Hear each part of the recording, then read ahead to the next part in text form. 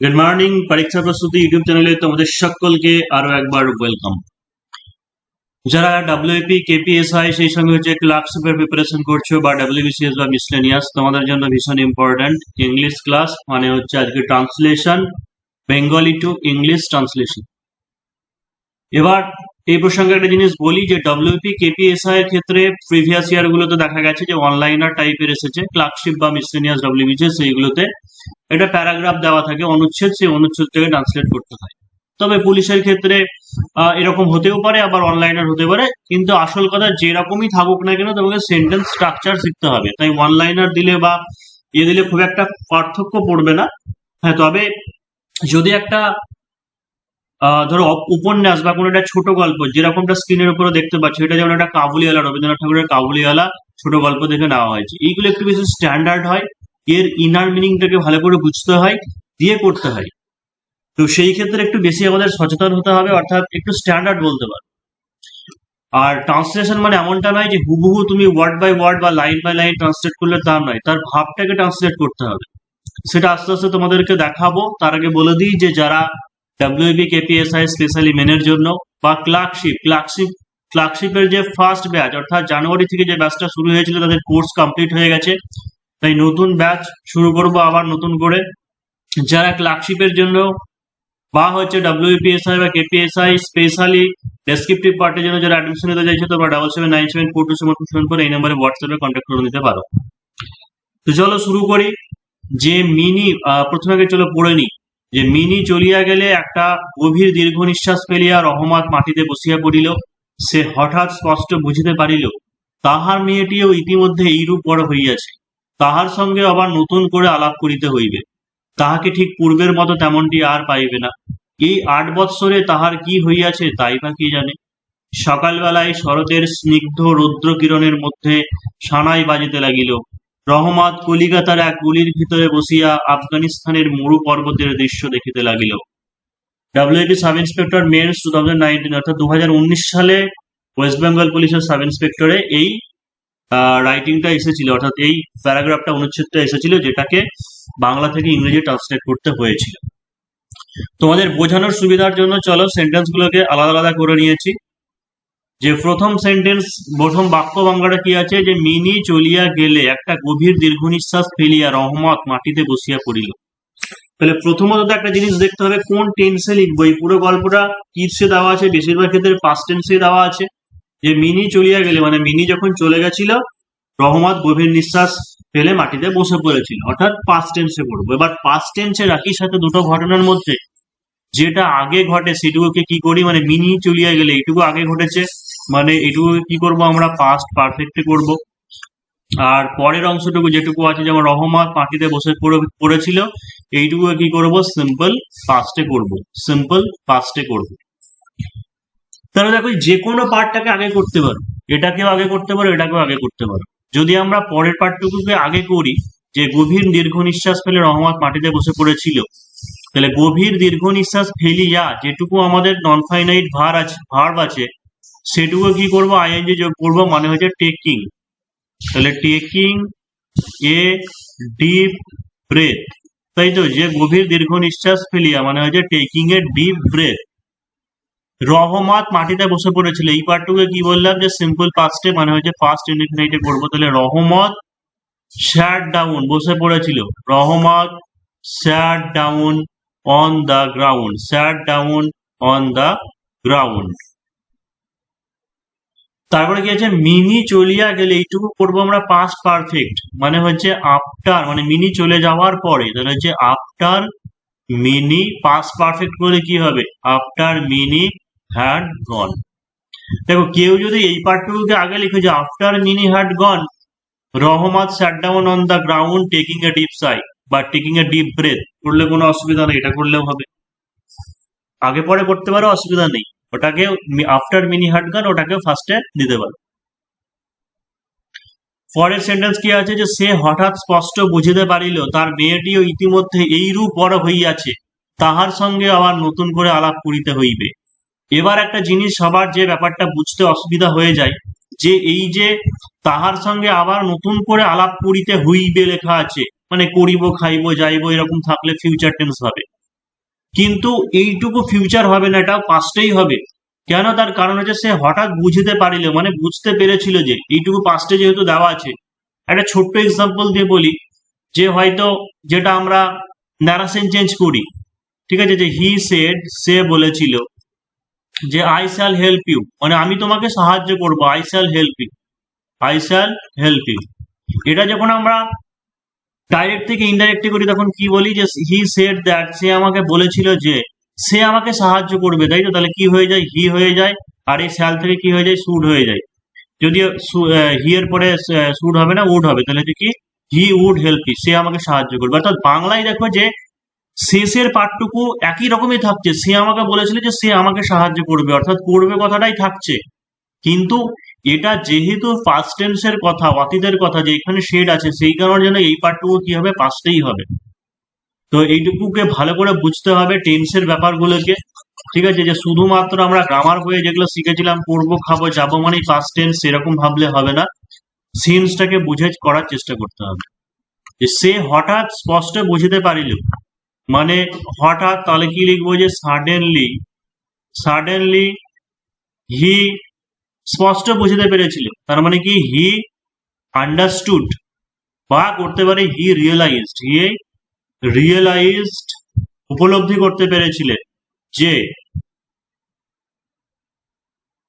আচ্ছা, সাডেনলি হি রিয়েলাইজড, স্পষ্টভাবে মানে যে ক্লিয়ারলি, দ্যাট, তাহার মেয়েটিও ইতিমধ্যে এই রূপ বড় হইয়াছে। দেখো পাস্ট টেন্সে আমরা লিখছি, তাহলে পাস্ট টেন্সের মধ্যে কি হচ্ছে? এই ঘটনাটা আগে হয়ে গেছে, যে তার মেয়েটি ইতিমধ্যে এইরূপ বড় হইয়াছে, তার মানে ওই পার্টটুকুকে আবার কি করব আমরা? পাস্ট পারফেক্টে করবো। তাহলে suddenly he realize clearly that, তার মেয়ে মানে হচ্ছে his daughter, his daughter already, ইতিমধ্যে মানে কি আছে? অলরেডি হ্যাড, বড় হইয়াছে, মানে কি হয়েছে? গ্রোন, তার মানে কি হয়েছে? Already had grown up, already had grown up. এই রূপ মানে হচ্ছে লাইক দিস, লাইক দিস। তাহলে ভালো করে বুঝে যাও কি লিখলাম? সাডেনলি, হঠাৎ করে, হি রিয়েলাইজ, সে উপলব্ধি করেছিল, বা এটা আন্ডারস্টুডও করতে পারো, যে ক্লিয়ারলি, স্পষ্ট ভাবে, যে তার মেয়েটি মানে his daughter already had grown up, ইতিমধ্যে বড় হয়ে আছে, লাইক দিস, এইরকম বা এইরূপ বড় হয়ে আছে। তারপরে এখন সেন্টেন্স শেষ হয়নি, বাংলাতে কি দেওয়া আছে? যে তাহার সঙ্গে আবারও নতুন করে আলাপ করিতে হইবে, তাহার সঙ্গে আবারও নতুন করে আলাপ করিতে হইবে। তাহলে যেহেতু এখানে বাংলায় কমা দেওয়া আছে, ইংরেজিতে চলো এখানে অ্যান্ড দিয়ে দিই, অ্যান্ড তাকে করতে হবে নতুন করে আলাপ। তাহলে কি করব? যে হি,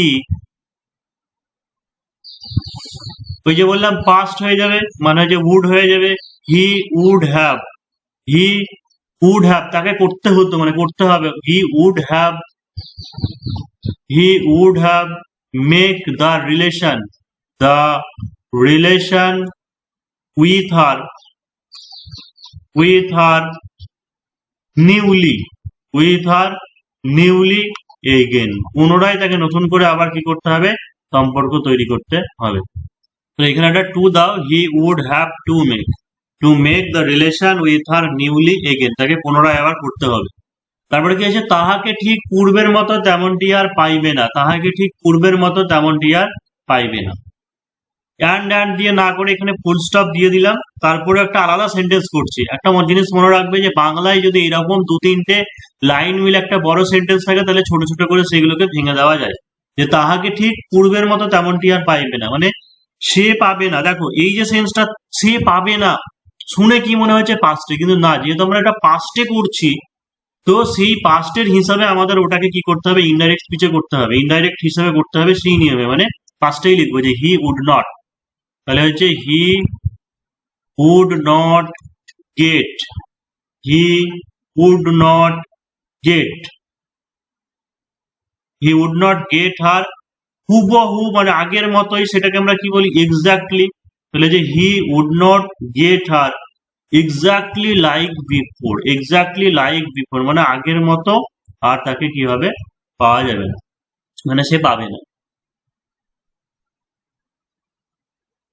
পরের সেন্টেন্সে কি আছে, এই 8 বৎসরে তাহার কি হইয়াছে তাই বা কে জানে। এই 8 বৎসরে তাহার কি হইয়াছে তাহাই কে বা জানে। তাহলে কে জানে, হু নোজ। তাহলে হু নোজ হোয়াট,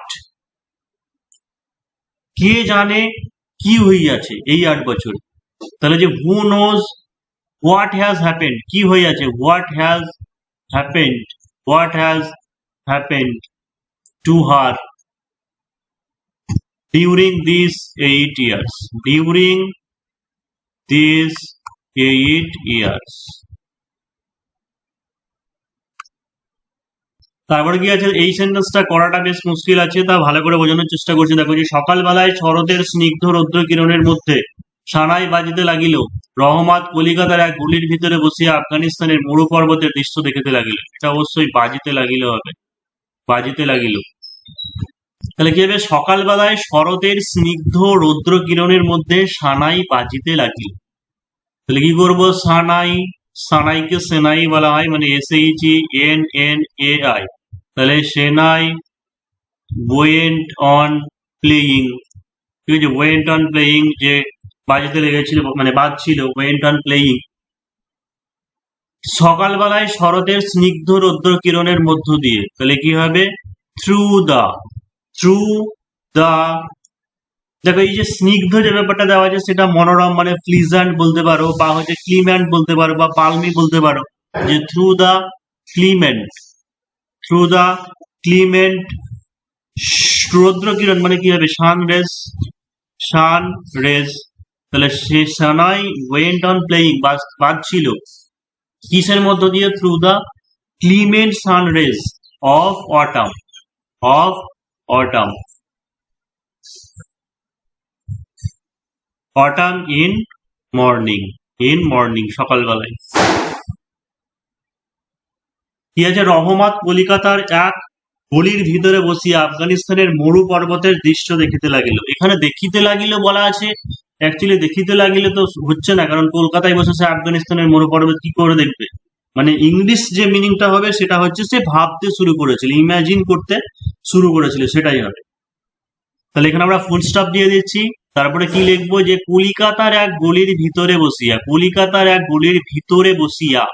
এই যে এখানে নন ফাইনাইট ভার্ব আছে, এটাকে কি করব, যে সিটিং করো, যে বসিয়া, তার মানে হচ্ছে sitting in a, sitting in a lane of, sitting in a lane of Kolkata, sitting in a lane of Kolkata.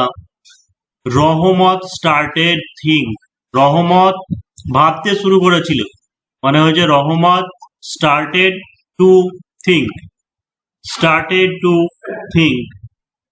কি হচ্ছে, যে মরু পর্বতের দৃশ্য, to think the scene of, scene of desert mountain, desert mountain.